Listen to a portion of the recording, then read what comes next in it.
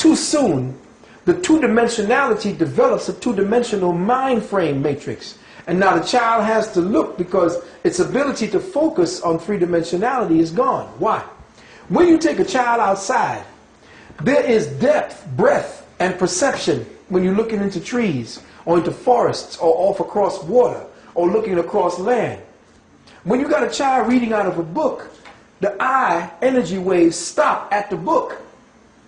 And the imagined pattern has to come from what the eye is supposed to perceive from physical life firsthand. It is trying to interface with that because the light waves are not coming back to him in dispersed manners. It's coming back to him in a flat wave back in his eyes. So it's not developing. It's not exercising. It's not opening and closing. The iris is not being nurtured with light frequency wave bands that come directly from the light of the sun or directly from the light of the moon, which feeds the eyes. So the body and the brain are not being fed all the light wave energies necessary to develop these patterns, these strands. So I would take the child completely out of a classroom, and that child would never go into a classroom until it was 7 years of age. When it's in the 7th year, at the time when it's going through its full first cycle for cellular development, then I will begin to teach it certain things that it necessarily has the talent to do. Because during the time that you're observing your child, while it ain't going around whether you know how to do math, you will be doing things that will teach the child what it is it has the it will know what you will see the child probably building things, and you'll know, oh, this child is into building. Or like your ancestors will just look at the child and say, oh, that's so-and-so. And immediately that child will want to do this. But if you don't know what that child is about, and know that that child is older than you, because the child came here after you from the ancestral world, and thus is older than you, that child has a blueprint for activities beyond the time you're going to be here. So if you're not developing, like the ancient natives said, we think, once we make a decision, we think 7 generations are beyond us. Why do we think 7 generations? Because we know that the child that's here is the child of the 7th generation. Beyond that. And I'm saying, well, if I'm not thinking about what this child may be bringing back by what it has from what I've learned and what it is tuned to do, if I'm not paying attention to what this child is trying to say, and instead trying to lock this child's talent down to fit my own consciousness criteria, I'm going to stagnate this goddamn race into redundancy, and it's going to just come up with some dumb, dull-ass bastards that are going to be either, you know, cattle fodder, cannon fodder. You see what I'm saying? We have useless eaters, like they call us, only because they have purposefully suppressed the ability for consciousness and spirituality to grow the way the cosmic consciousness has grown. So human beings are at least 2,000 years behind the cosmic clock, because we've been locked down in Christianity for 2,000 years, which has stopped us from spiritually developing. So 2,000 years behind the cosmic clock. This means that all the planets and all the suns and solar systems and galaxies are 2,000 years, according to our chronology, ahead of us in consciousness development, and we still trying to praise Jesus. Is that why the Christian president sounds so dumb when I hear him on TV? Oh, they sound really inane. They sound childlike and stupid. Don't they sound infantile? Because that's where they are. He is dumb. Well, you can't help it but that. You have to be dumb going in there. You know, to just surrender your logic and your reasoning to a story about somebody you ain't never met. You don't know this man. See, that's why you've been conditioned through vicarious experience, and that's why you would accept a vicarious savior. Just for the brothers and sisters who'll be watching this tape, who go to church and who have had earth-shattering experience, so to speak. There have been incidences, say, for an example, where people have been healed.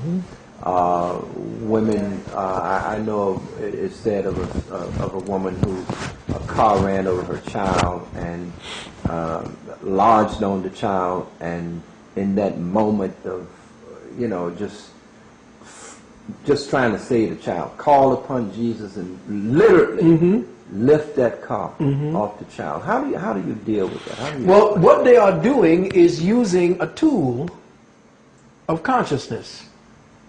You could have called on Heru if you were taught what Heru is. But you see, black people are the ones, we are the ones, native peoples are the ones who are so spiritually based, it doesn't matter what we call it.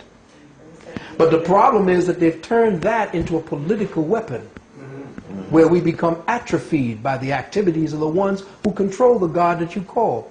But see, you are the one who is the God calling upon yourself to lift that. It was the fear and, chemically, the adrenaline from your adrenals. And the kidneys are the seat of your ancestral energy. And the unconditional love between the mother and the child. Oh, there it is. And once that happens, you can find the strength, because your kidneys are the basis of your ancestral strength.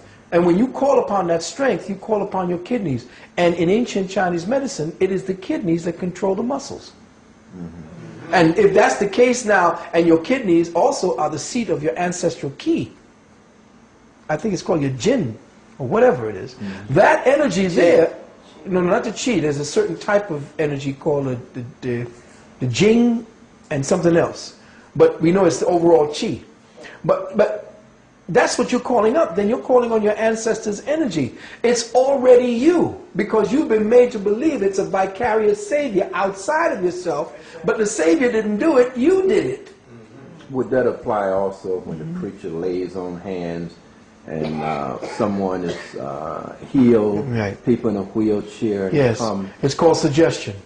I can make you heal because okay, I'm also a, I say this, then people say, oh, that's how you do that. No. I'm also a hypnotist, one who deals in therapeutic hypnosis. And the first thing they teach you is that all hypnosis is self-hypnosis. It's true to the extent you believe it. Exactly. What you do is you open up through trust and believe that the person is there to help you. So the people going up there looking for Jesus to help them already has opened up that part of themselves that will be open completely to the suggestion that Jesus is healing them. Or anything they think is safe. Anything. And whatever I touch you and say, be healed, because I be looking at this thing on TV where these one little white man amongst all these black people who's going over there healing people. Knocking them down on their asses. I'm saying this is crazy. You are the healer within you. Can't nobody transfer something to you that he ain't got. Yes, sister. My question is that for the past 10 years or more, I have experienced every night, if I allow it to be, where I look into the light Yes. and I see people. But am I in contact with my Interesting. That's interesting. Sometimes light frequencies can open up certain crystalline lattices and chemical memories that you have of past experiences, because they live inside of you as switches, chemical switches. And if you look into the light, that may be the spirit catcher that you have. Certain people use things, like certain people can get into trance just by using a ball and twirling it.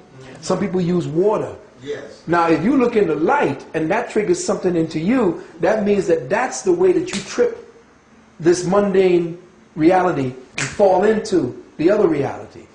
You see? The secret is that supposedly at the time when we were created gods, the fall caused the split in our brain. And this is why you have two halves. Thinking about what she just said, it kind of occurred to me that we can manifest what we need. Like you could call on a God, it could be your mother, or anybody that crossed over. If you feel you need them at the time, and you can manifest in your life what you think you need to save you and take you over. It is who you are. And in the DNA and in the RNA and all the rest of that stuff, whatever it is that they classify, the total whole you is a divine being of light. And that what we are looking at as a texture and as feelings is based upon a chip that we have, a biological chip that has caused us to agree with the present way things are.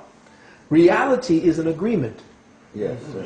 That's all it is. So much your consent. Exactly. So when you break the agreement, people who have the gift of breaking the agreement, when you look in the light, you break the agreement.